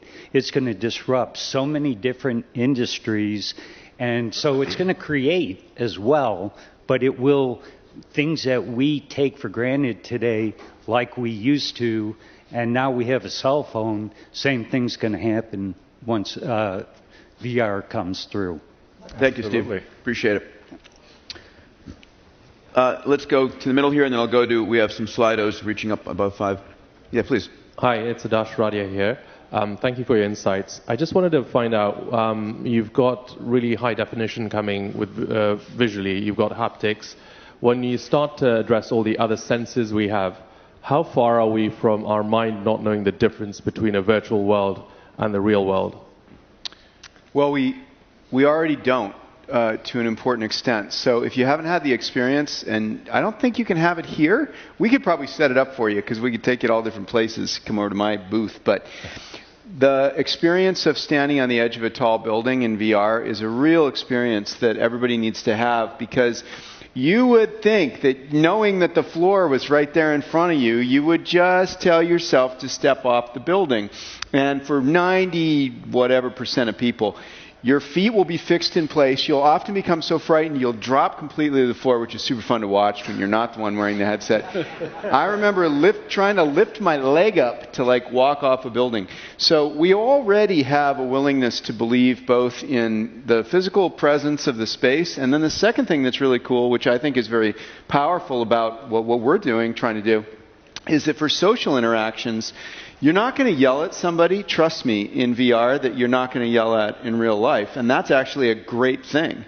We do yell at people on forums in real life and end up, going to guns over it. And in VR, when you're right there face to face with somebody, you're right there face to face with them. The rules are as they are right now. Phil, to put some numbers on it, though, a typical TV screen right now is up 5 to 6K. I don't know what HTC's TV screens are up to, but the visual cortex of the brain, I think we've had this conversation, is probably somewhere between 10 to 12K. Yeah, 10 to 12K per eye is the visual maximum. But it's actually, that's if you take the entire field. But really, that resolution is only in the narrow 5 degrees inside the most important focal point. So, within probably the next 5 years, we'll get to screens that are around that level, or at least perceived screens where maybe the center is really high definition and then the other parts are less. So when you take your glasses off and you put them back on, you can't really tell the... Yeah, I believe, having used these devices, and obviously I'm a big fan, but by the end of this year, you'll be able to use the device to read your email. And in my opinion, that's kind of the takeover. Right now, Windows screens are 1K. They're 2K screens, your typical PC screen. So they're half the resolution of a nice TV. But you don't notice. I mean, that's plenty. It's good enough. Let me just read this one. Wow! Exclamation point. How do we invest in VR, AR, esports? Love it. So, Mark, 100 million people, that's an amazing advertising audience. So how do people invest as advertisers or investors in net businesses? Yeah, so I think that there's a lot of ways for people to get exposure to the esports audience. So on the investment side, you can invest in teams, which exist, or create a team and try to win a slot in various leagues around the world. Two, there aren't a lot of esports companies that are available to be directly invested in because not that many have the scale to be public or are public. Oftentimes they can be owned by bigger conglomerates and whatnot. So in our case, as an example, Riot, we sold Riot Games at the end of 2015 to the largest internet company in China called Tencent. But Tencent actually is the largest video game company on the planet now. And many people don't know that. They own Supercell, they own Riot, they have a huge exposure to Fortnite where they own a bunch of Epic, not to mention all the different games in Asia. So there's a variety of different ways to do that. I think people are actually trying to create index funds or some funds that are focused on esports companies, but I would actually be a little cautious about that because, again, oftentimes it's companies that may have a fraction of their percentage of their overall revenue targeted to esports. So from an advertising perspective, again, streaming is a great way, like finding streamers that are relevant, or if you're a really premium brand or whatnot, partnering with a company like Riot to sponsor a league or some events. I think there's great opportunities there. Philip and Alvin, this next question here. If I want to implement VR in our business, where do we start? How costly or difficult is it? Obviously, you have to ask how, but give some examples. Yeah, I mean, it really depends on the industry, but if you're in the design world, actually all the most popular design tools already support VR. You can have your developer use their Autodesk or their Dassault, and it works today. Right? If you are looking to train, there are kind of off-the-shelf tools that you can do to add in a few pieces of content. You can always get a custom developer to create custom content depending on your industry. So it doesn't have to cost a lot. If you want to, you could definitely spend a lot and have very custom, very high-quality content. But it could be anything from a few $1,000s to a few $100,000, depending on what you're looking for. If you want to do a company meeting, there's a lot of people in here that I've spoken to already that have like distributed base of employees around the country. Like our software, you can load it up and get all those people in a room with audio working perfectly and like have a meeting like you were seeing me talking about there. Today you have to do that with, if you want them to have headsets on, they need to have PC connected headsets, which is a bit of setup, but probably not outside the range of exploration that many people here would make as early adopters. And then later this year, we're going to have a very inexpensive device that you can ship to all of them. Tell them, put this sucker on and fire up some software, and you can do what we're doing on screen. And I would also just add to that and say, use it yourself. Because at the end of the day, if you don't understand it, you're going to get snowballed by your team and not understand like how to make good decisions or how to invest resources. So do reverse mentorship. So find the intern or people at the company that actually understand what's going on and spend a good chunk of their time online and in VR or whatnot, and have them educate you. Because it's critical that as long as you're in the role that you have, as CEO, that you have enough of a frame of reference to help make good decisions. And allocating time for these types of disruptive technologies is a good use of time. Yeah, I mean, let me just double down on what Mark just said. Right, you've met my Strikeforce team, my team, and they're from 20 to 30 years old, and I go to them and say, learn, explore, teach me. Let's go to the back of the room, Gavin. Yeah, please. Hi, Mark. Gavin from Blink. I just wondered how you see mobile in the esports ecosystem. So, I assume the question's directed to me, but yeah. So I think mobile is going to be a really valuable piece of the esports ecosystem.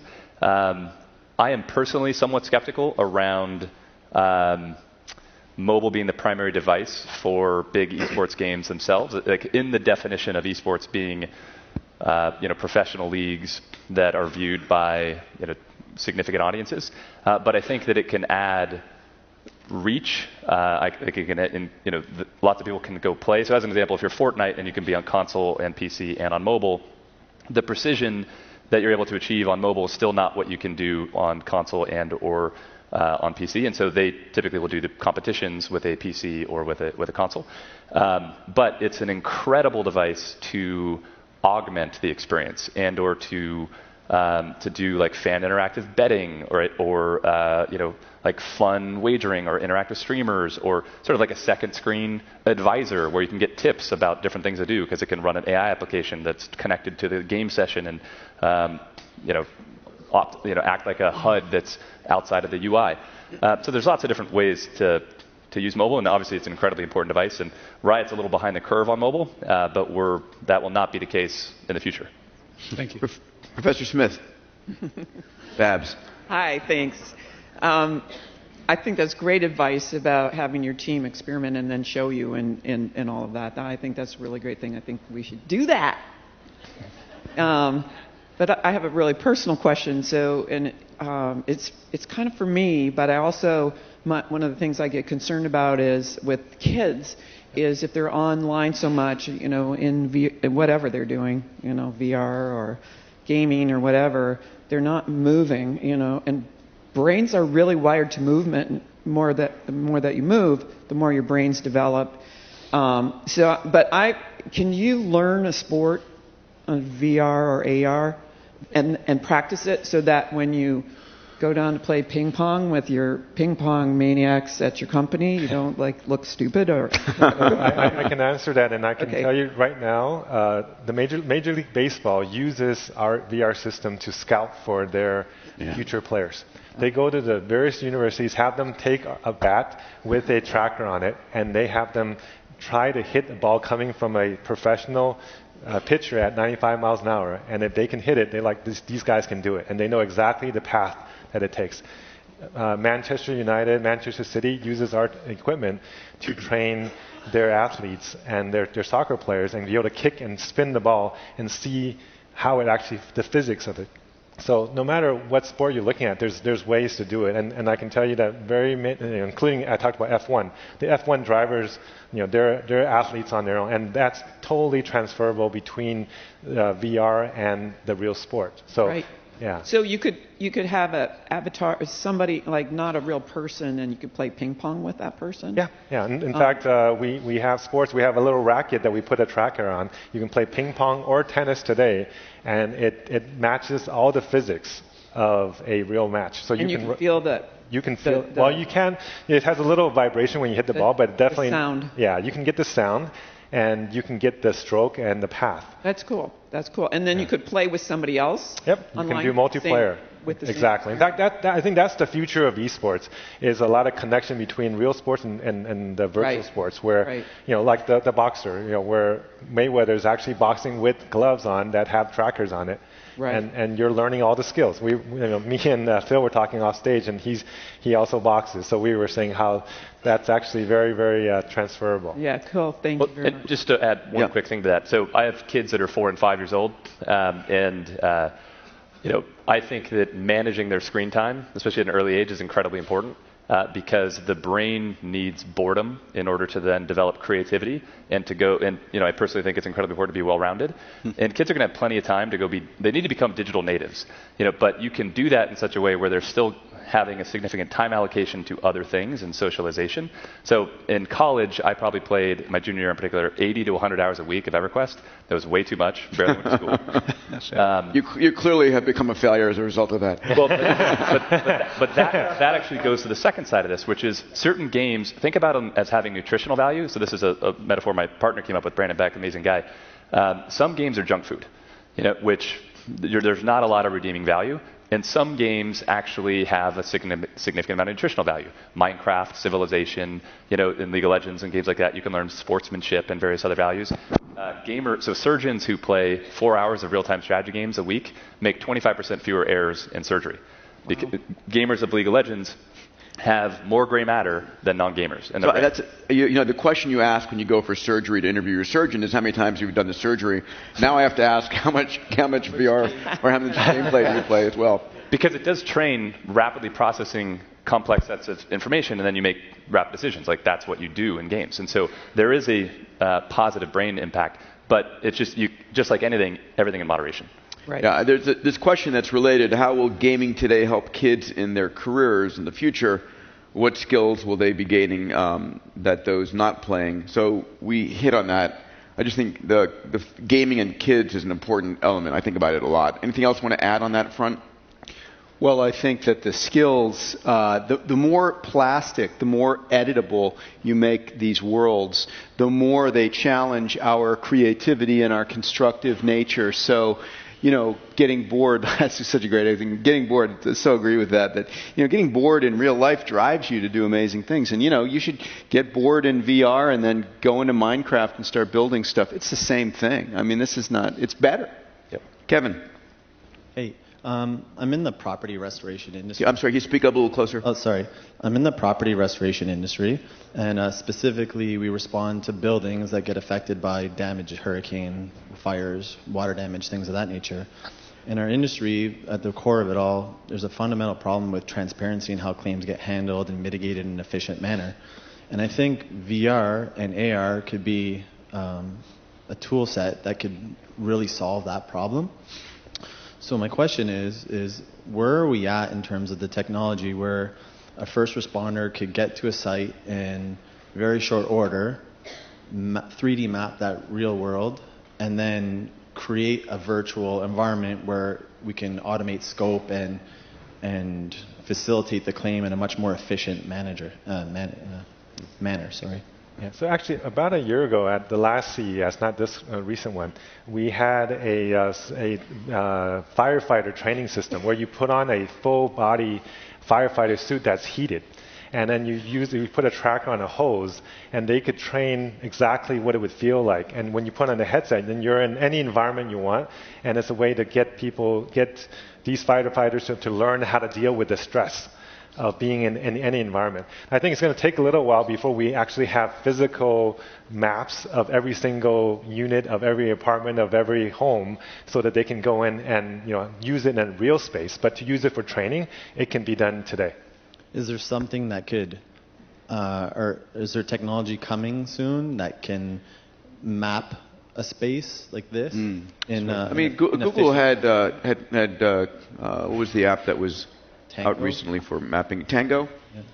Yeah, the tomb example that I showed you the video of, that is an example of something that was captured using what's called photogrammetry, which is fairly similar to that. Doing like a burning building in real time? No. The simple answer is we're not there yet, but capturing like this room, you could do it in a few hours and then bring it up in VR, and it would be very, very good. It could be a very accurate representation of this room. In fact, that's what we did with the picture I showed last year, where we had a few hundred people in a room, and the room they saw was the same room in VR or outside, and so it was based on a scan.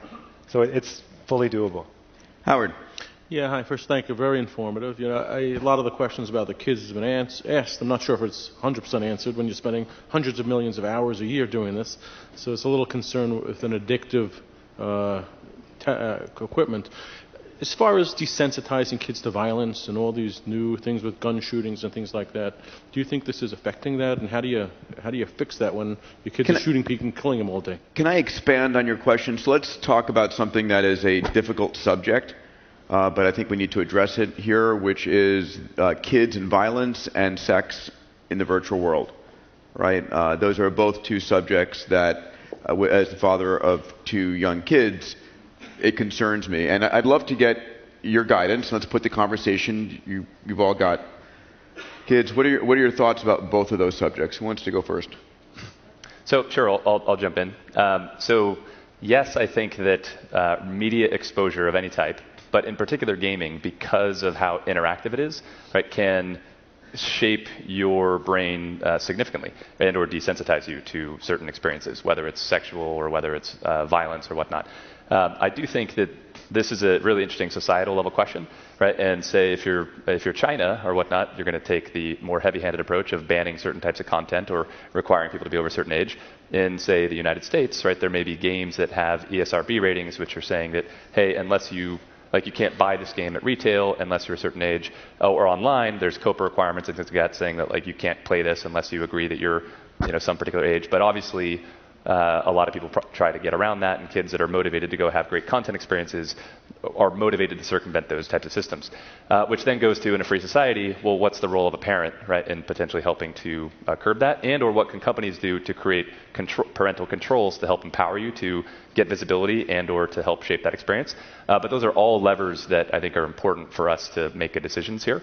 But one of the things that I'm personally very worried about also over the next several decades is games are so engaging, VR can be so amazing, and as we get robots and synthetic opportunities, what happens to sex in a world where the experience, theoretically, that everybody can get is potentially significantly better than they could experience in real life. Like, or intense or insane that it disrupts a normal relationship. Right. Right. And we're seeing, I think, the numbers in Japan, the number of unmarried young males is growing as a result of that. We can check the stats, and you guys may know better than I do. Yeah. But that is concerning. Yeah. There's Philip. Yeah, there's a fundamental question, which is when you're using VR or playing video games, are you doing so with other people, or are you doing so alone or against computers? And the issue there, of course, is that computers, it is easier to create an experience that is misleadingly, say, simplifying of human engagement. Solve every problem with a gun. When you're faking it on the other end, and of course sexuality is exactly the same thing, right? If you're having sex with an AI that's just going to like you a lot, no matter what you do, well, you're not learning real life skills. You need to learn those skills.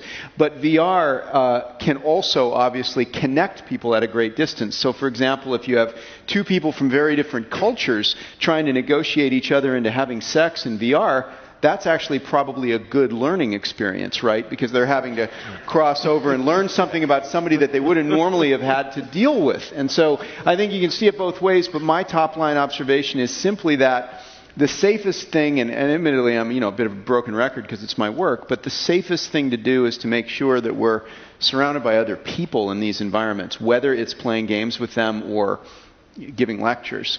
Yeah. It's got to be people, not robots. And Alvin? Maybe even taking that a little bit further, for people that are, let's say, sexually frustrated, maybe can't get a date.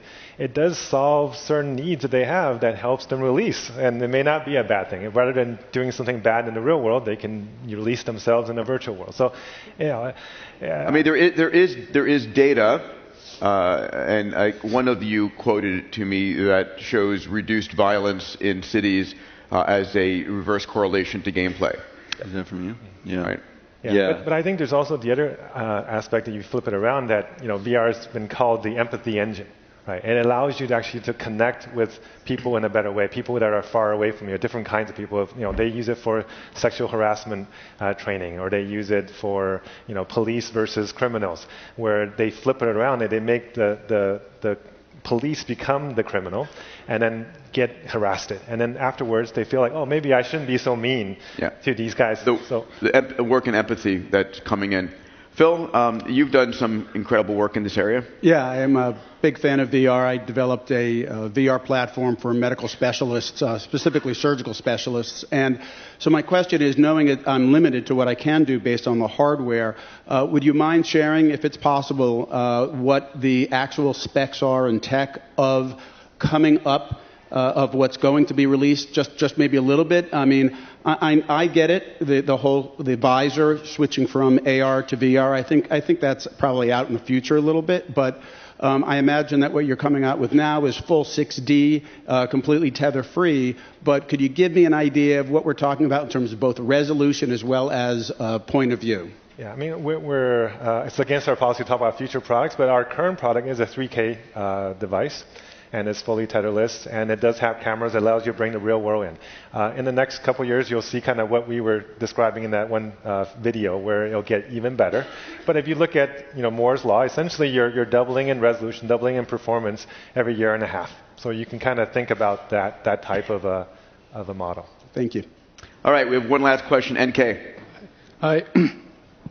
Alvin, this is pretty fascinating and interesting to find out that VR has been existing for quite some time, especially the image that you just were displaying, the VR equipment with NASA printed on that.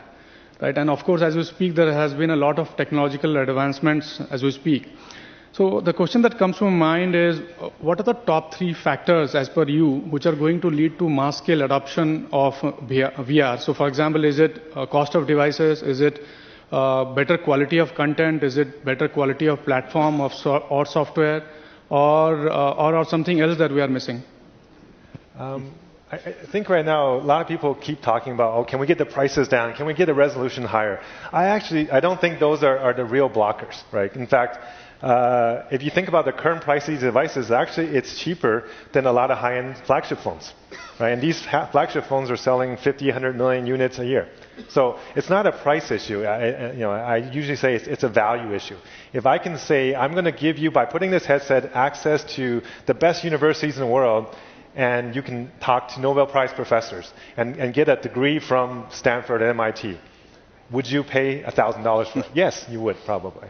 If I can tell you, you put this headset on and you can work from home and avoid a 2-hour commute every day, would you pay $1,000 for it? Probably would. So I think it's really about, can we get some real applications that are core existing things that you're doing today that are high value need for you. And there are lots of developers working on these type of solutions. And when they do, we will start to use it more and more. And I think if, the work case is probably the most easy thing to start with. If your employer says, if you bring this and work from home and using this device, you can avoid coming to the office, and the office can save rental costs because I don't need to have your seat or cubicle anymore. We saw what eXp Realty is doing, right? Yeah. With 16,000 agents. Yeah, I mean, their agents right now are mostly using PCs, but if they can do a higher fidelity experience in VR, and these guys are using it every day, 8 hours a day, then the same device can be used for gaming or watching movies or watching sports or whatever, learning, then it becomes something that you get used to using. If I could paint one picture, I think is very important. This whole concept of neural nets, right? That you use data to train a neural net. And you can imagine a world in the future where if you wanted to train a neural net that was, let's say it's Albert Einstein or it's Benjamin Franklin, and all of those writings of Benjamin Franklin, all of the historical novels written about Benjamin Franklin, train up a neural net that effectively knows as much about Benjamin Franklin as is knowable, more than any single human can do. And I can go into a virtual world, and there's a avatar of Benjamin Franklin in that virtual world that I can have a conversation with, and I know that that conversation is as accurate and authentic as humanly possible. Yeah. Right? So education today is still the sage and the stage. It's what we are right here. Talking to you, it's a very low baud rate. It's very one-to-many. And when you read something, a week later, the stats show you remember 10% of what you read. When you do something, a week later, you remember 90% of what you did. And I think it's really about this massive transformation of education. And as you guys showed, and in the travel space and so forth, that beautiful example of going with an Egyptologist into a tomb has got to be amazing. Yep. I don't know if you want to. Let's close on a final comment from each of you. Alvin, you want to close us out? Yeah, I think this is going to be a very special year for this industry because of a technology that's a little bit unrelated. Is actually 5G, which we haven't talked about today, which I think won't actually be fully deployed this year, but it'll be started to be tested throughout the world. And that technology will enable cloud VR to happen, where all the processing is happening on the edge in the server, and these devices get smaller, cheaper, faster, smaller batteries. That's when the accessibility and cost becomes no longer a barrier. By the way, how many folks went to Dreamscape and had the experience last night? Can I see your hands? How was it? Amazing? Okay, so I want you to imagine that version of Dreamscape without a backpack on and higher resolution glasses and moving around. I mean, it's going to be addictive in that regard, right? Yeah. Philip. Yeah, I mean, I think this is one of those unusual times where, much like the early days of the internet, where all the parts are now kind of flying in close formation to do a lot of these things. Like Alvin just mentioned 5G, absolutely. A 5G phone that's a hot spot for one of these headsets where you can stand in a park and you could stand in a park and do what you did last night with Dreamscape, with one of these headsets on with a 5G hotspot and have your friends joining you in, from another coast. All the parts are in close formation. I think we're going to look back on this time, and regardless of, how this stuff kind of comes up in the next few years, we're going to say, like we did about the internet, we could have actually been doing more even at the time. It was just the conceptualization and the execution and the excitement had to come together. But I think all the pieces are actually here for this now. Yeah, and I would just say that for anybody that feels a little overwhelmed or intimidated about this type of disruptive change, Try not to be, right? If you think about eating an elephant all at once, of course, that's difficult. But if you break it down and do one spoon at a time, it's a little more manageable. This is very much that type of issue, right? This is going to be long-term. You do need to educate yourself. And so, necessity is the mother of all invention, right? And I do think the need is here. And so there's another adage, of course, which is a problem well stated is a problem half solved, right? So try to identify problems in your business or areas that you think if you don't solve, somebody else is going to solve. And then start working backwards from there with a little bit of investment, a little bit of time, a little bit of education to try to learn, right? Because learning is a fundamental competency that every other organization needs to have to be able to figure out how to engage in this rapidly changing environment. And guys, your first step on learning is about, 60 meters that way. Seriously, that's why we brought the tech here. For you to go and play with it, see what it feels like, have conversations about how I use it. We chose the technology that we think is going to start to be something you need. Please go play with it. You've got an entire evening ahead of you. Please help me in thanking these three amazing individuals. Thanks, Peter. Thanks. Thank you. Thank you. Yeah. Sorry. All right. What's the biggest thing you learned from this session? I want to capture these learnings. Just take a second. It's an open poll. What is the largest thing that, this most significant thing you learned? Maybe it's that I don't know enough. You were blown away, that I need to experiment. Please share with us your takeaways from this session. Just, a short phrase. For me, it's a realization that I need to experiment with this, right? I'm going to be having my team here, both in Abundance 360 and Abundance Digital, experimenting with this so that we can bring this capability to you so you can see it, feel it, hear it. So, holy shit, amazing. The resolution quality is finally here. It's coming fast. VR is real in our lives, game-changing for learning. Esports, need to watch it. A realization of how people can connect virtually. I have a lot to learn. Wow, VR is really disrupting every industry. Where do I start? I must find a way. I need to get in the game. Absolutely, we all do. Exactly how large esports is. My kids have a shot at being a professional. Impact on children, learning, and elderly. The elderly impact, oh my God, connecting them, right? Player one is here. I need to play with my boys. You do. My kids are in trouble. Probably I need to experiment with VR. High fidelity is amazing. Digital persona is change. You guys are doing this fast. I can read. Oh my goodness. The power of esports. I need to buy an HTC headset or win one. The top leaderboard. Just beginning to imagine. Awesome. Lots of applications. Experiment with VR. Time to catch up. So you guys get it, which is why we're here. We're about to go now to our break, but to play us to break, and then we're coming back to talk about, if I can get the screen up, we're going to be coming back to talk about augmented reality. So you heard VR. Augmented reality may be as big or bigger. We'll see what you think about it. But to play us to break, please welcome to the stage Josh Vietti, our musician. Josh, please come on up and play us off to break. Thank you, pal. Welcome. Thank you for being with us.